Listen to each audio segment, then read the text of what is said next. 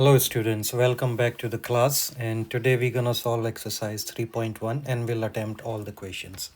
चलिए देखते हैं पहला क्वेश्चन क्या है, and this is from chapter 3 pair of linear equations.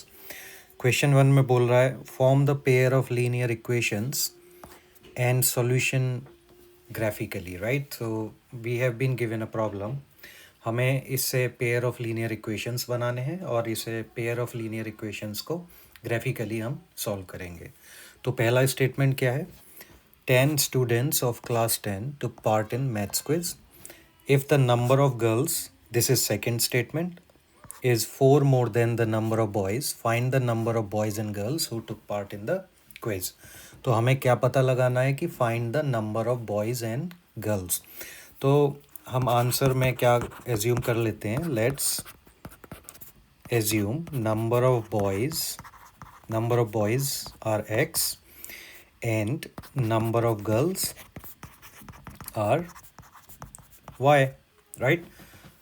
तो हमें पेयर ऑफ लीनियर इक्वेशंस को सॉल्व करने के लिए हमें x एंड y हमने वेरिएबल्स को अपना एज्यूम कर लिया. अब इसमें फर्स्ट स्टेटमेंट अगर देखें तो ये बोल रहा है कि 10 स्टूडेंट्स ऑफ क्लास 10. तो अगर हम x और y का सम करें, एडिशन करें x प्लस y एज पर the first statement which says 10 students of class 10, तो sum of boys and girls would be 10 and this will be our equation 1, right? अब अगर हम सेकेंड स्टेटमेंट को देखें तो सेकेंड स्टेटमेंट में it is given number of girls means y is 4 more than the number of boys. So अगर हम number of boys में 4 ऐड कर दें तो that will be number of girls. So this will be our equation second. तो हमने pair of linear equations को तो फॉर्म कर लिया and this is our question part 1 of the question, right?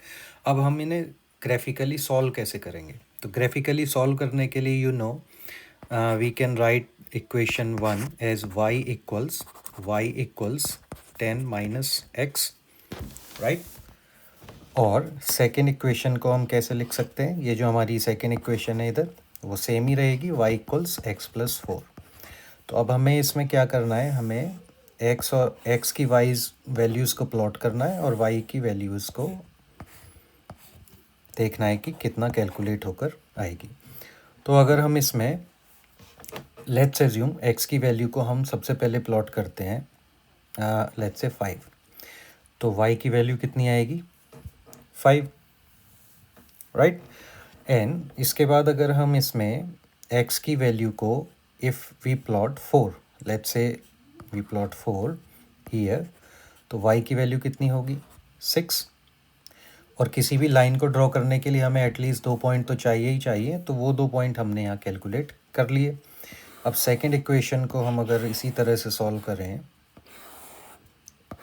x और y की वैल्यूज़ को, x की वैल्यू अगर हम यहाँ पर डालते हैं अपना 4, देन y की वैल्यू कितनी होगी?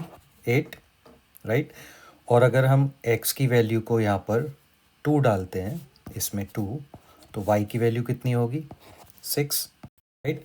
तो चलिए एक और वैल्यू दोनों इक्वेशंस में डाल लेते हैं. इसमें हम y की वैल्यू, अगर x की वैल्यू को 3 डालते हैं तो y की वैल्यू कितनी आएगी? 10 माइनस 3 इक्वल्स 7.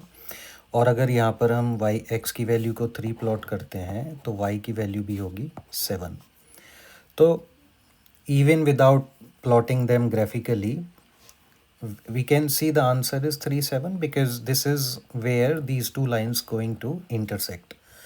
और I would strongly recommend, अगर ये इस तरह के क्वेश्चंस आपके एग्ज़ाम में आते हैं, then you solve these equations algebraically first to find the intersecting point. क्योंकि अगर आप वहाँ पर ग्राफ से प्लॉट करेंगे और उसका इंटरसेक्शन पॉइंट फाइंड आउट करने की कोशिश करेंगे, then it might go wrong, right? So better you find the answer or the intersecting point algebraically and then you actually draw it on the graph just to solve the complete question, right? तो अभी हम क्या करेंगे, इसमें हम अपनी first equation को लेते हैं और उस फर्स्ट इक्वेशन को हम प्लॉट करेंगे. तो first equation y equals to 10 minus x. तो x की वैल्यू अगर 5 है, 1 2 3 4 5, so this is x5, then y5, 1 2 3 4 5. तो अगर हम यहाँ लिखें सो हम इस एक्स एक्सिस पर 5 पॉइंट मूव करा, 1 2 3 4 5, एंड वाई एक्सिस पर हमने 5 मूव करा, 1 2 3 4 5। तो पॉइंट कहाँ पर आएगा हमारा, वो ये पॉइंट होगा। this will be 5 comma 5, and then the next coordinate is 4 6. So we move 4 on x-axis, so 4 would be here, this is 4, this is 5, this is 3, this is 2, this is 1, this is 0, and 6, so 6 would be here, so this point would be somewhere here, 4 6, right? And we can also plot 3 7, so 3 7 would be 3 and 7 somewhere here, 3 7. So now if we draw a line, that line will become like this, line will go like this, right? And all 3 points are here, 5 5 4 6 and 3 7. 3 7 is the intersecting point of 2 lines, we know, लेकिन हम दूसरी line भी यहाँ पर सबसे पहले draw कर लेते हैं। तो दूसरी लाइन को ड्रॉ करने के लिए हमें क्या करना है, जो हमने इक्वेशन सॉल्व किया है यहाँ पर, तो अगर देखें तो x की वैल्यू कितना है यहाँ पर 4, so for x value 4, y value is 8, so 8 would be here, 8 7 6 5 4 3 2 1। तो अगर 8 वैल्यू को हम देखें तो 8 would be here 4 8, right? This, let's say 4 8, it won't be accurate because I'm not drawing on a graph, I'm just assuming the points here. And the second coordinate is 2 6, so 2 and 6, 2 6 would come somewhere here, so it will be 2 6, right? And then 3 7, so 3 7 would be here. So if we draw a line, that line will go like this. Let's assume this is the point here.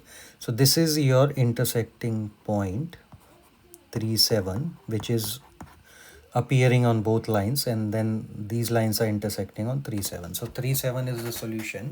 So 3 7 is the solution means x equals 3 and y equals 7, right? और आपके question में क्या पूछा है यहाँ पर, उसने यही पूछा है कि find the number of boys and girls. तो नंबर ऑफ बॉयज़ कितने थे, x, तो number of boys are x, means number of boys who took part in the quiz were 3 and number of girls who took part in the quiz were 7। तो यही हमें draw करना था, इसी तरह से हमें इस क्वेश्चन को अटेम्प्ट करना था। ठीक है, चलिए अब इसका सेकंड पार्ट भी देख लेते हैं और उसे हम किस तरह से सॉल्व करें।